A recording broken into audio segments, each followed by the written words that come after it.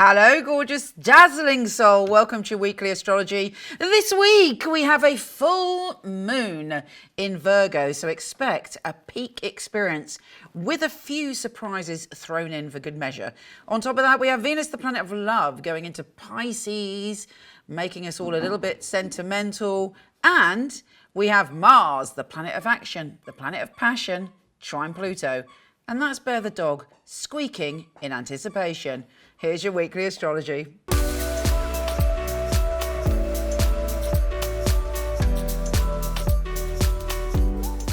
Hey Gemini, you should be feeling a whole heap better now that Mercury is going direct. Of course, it's still in retro shadow, but fundamentally you're back on form, able to communicate and think clearly and be inspired again.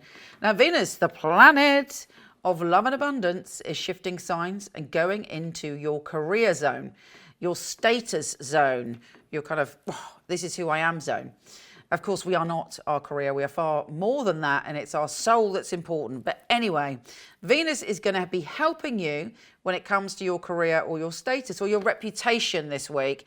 You are wrapped in love in those areas. You are very attractive to other energy. So if you go for an interview, if you're pushing something forward connected to any of those areas, boom, you should get a positive response. And of course, with Mercury going direct as well, you're able to clearly say what it is that you want. Now, Mars, the planet of action, the planet of passion, is trine, which means they're getting on well. Pluto, the lord of transformation and change. Now, Mars for you is in a tricky, no doubt about it, it's in a tricky spot for you at the moment because it's making you feel sort of not grounded. It's great for dreaming. It's great for practicing yoga. In fact, it's particularly good for physical, spiritual activities, but it's not so good at kind of, you putting your force and your energy into something. You're more of a thinker, you're more of a dreamer at the moment. So, but very soon that's going to shift, so don't worry about that. But Mars trine Pluto. Pluto is in your power center, life, death, rebirth, primal emotions. So these two together, though, can create a really, really intuitive, psychic, spiritual revelation where you suddenly trust in your soul journey. You can trust in your spirit. You can see the wounds that maybe have held you back, and you can do some work on those wounds. It's super powerful. And it also, because it's Pluto, you can change your view of your sense of how powerful you are. And no doubt you've heard me say, we are all equally powerful. It's an illusion that some people are more powerful than others. Our souls all have the same amount of, energy and equality. So your view of how powerful you are could transform this week. And also you may meet someone who's powerful, whatever that means to you. And I'm obviously not just talking in the patriarchal way, but what you consider powerful. And there could be some, psychic, synchronistic, unusual coincidence that brings everything together.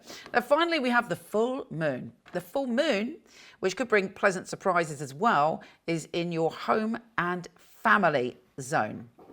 And so the energy is a peak experience connected to your family, a peak experience connected to your home. Now, the moon is always connected to I always have difficulty saying this word, our unconscious. So the things that are hidden, the things that we push down into our subconscious and that are in our unconscious, rise to the surface like a big tidal wave. So you might find yourself having very strong emotions connected to your home and family, particularly if you're a typical Gemini and you tend to cut off from your feelings and you intellectualize your emotions. So if you start feeling very emotional in connection to your home and family, the moon is dragging up these feelings, but also giving you some spiritual, psychic insight in how you can heal, transform, and use that energy in a way to bring you happiness. Anyway, fascinating. You take care, gorgeous, and I'll speak to you soon.